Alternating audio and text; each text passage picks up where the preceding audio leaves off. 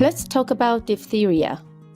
The objectives for this lecture are: analyze factors that put the client at risk for infection of diphtheria, identify the cardinal signs of diphtheria, formulate individualized nursing care plan according to the client's needs, prioritize nursing interventions, analyze client's needs, and provide appropriate patient education.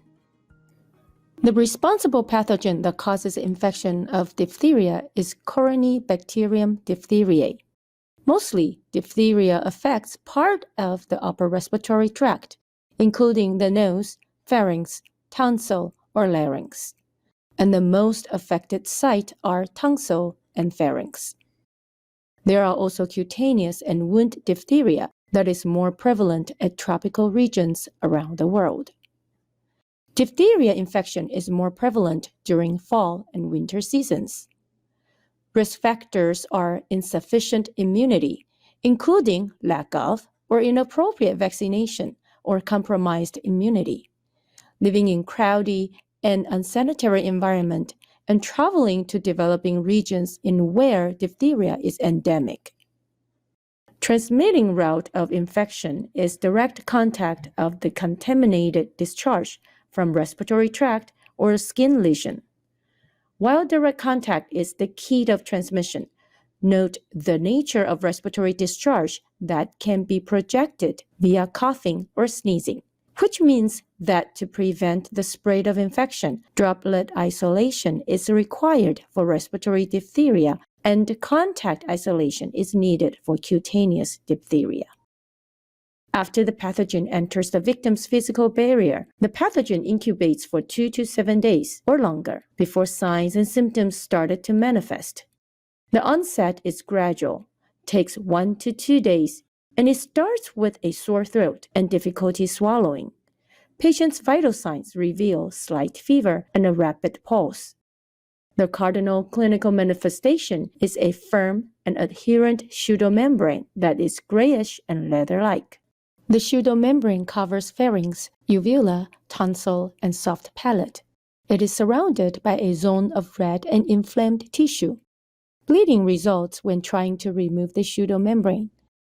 The patient's neck is swollen with pronounced cervical lymphadenopathy. In some severe cases, the pseudomembrane extends to cover trachea or causes airway obstruction. Mild high-pitched coughing or husky voice as they indicate narrowed airway. Airway obstruction is the most acute and serious issue for diphtheria. The complications of diphtheria are caused by the exotoxin that Corynebacterium diphtheriae releases to affect cardiac and neural systems. Myocarditis and peripheral neuropathy are the serious complications. Patients with myocarditis could experience dysrhythmias, and peripheral neuropathy presents as diplopia, slurred speech, difficulty swallowing, or paralysis of the palate. Mild and differentiated ascending paralysis caused by diphtherial peripheral neuropathy from symptoms of Guillain-Barré syndrome.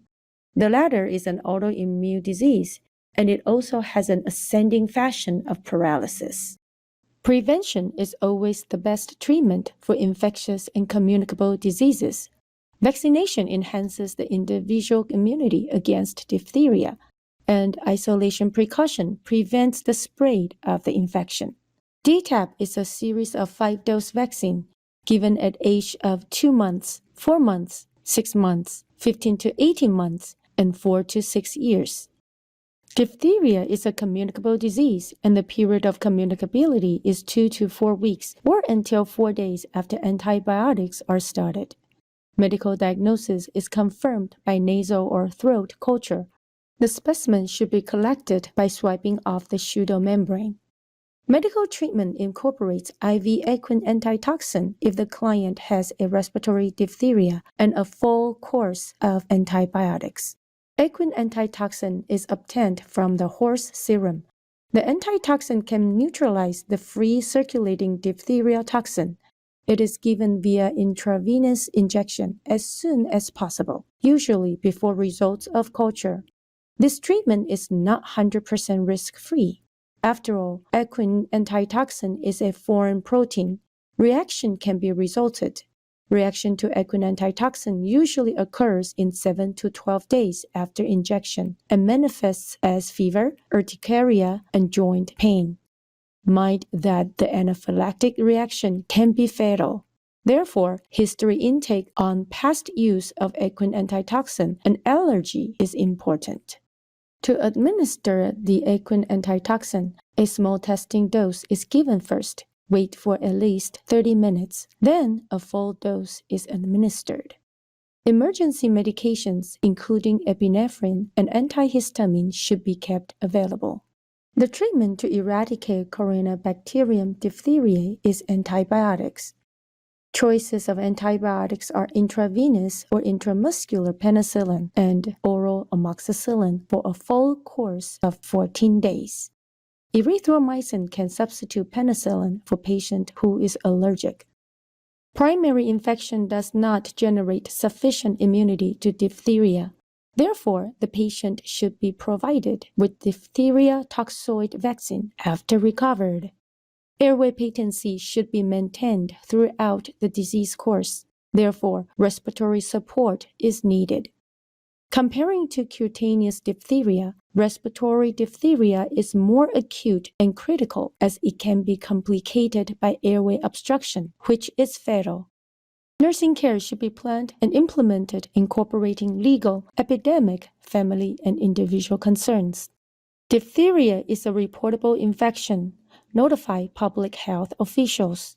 In addition to standard precaution, patients should be kept at a strict contact and droplet isolation to prevent the spread of this infection. Isolation can be discontinued when 3 consecutive negative readings are obtained from sequential cultures that are 24 hours apart. Airway patency is the top priority during the course of infection. Keep emergency equipment available. Provide cool mist humidifier. Monitor closely for escalating signs and symptoms of respiratory distress or airway obstruction. If needed, gently suction via oral route. Rinse mouth with mouthwash as desired, but gargling should be avoided to prevent irritation to the pharyngeal surface. Administer medication as ordered.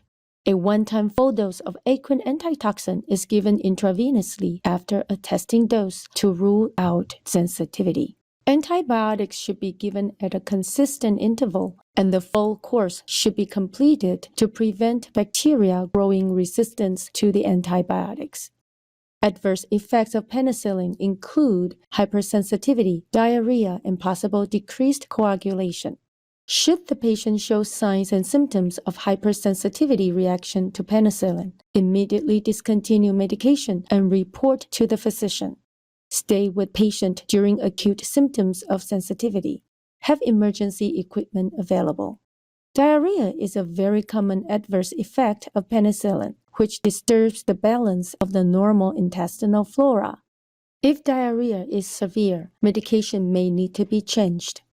Closely monitor the patient's respiratory status, signs and symptoms of respiratory distress or airway obstruction, and signs and symptoms pertaining to cardiac and neurologic complications. Comfort measures include bed rest, fluid intake as tolerated, and symptom management for fever, coughing, and sore throat. Avoid caffeine or stimulants. Provide emotional support and patient education. Thank you for taking this lecture with me. I look forward to seeing you again soon.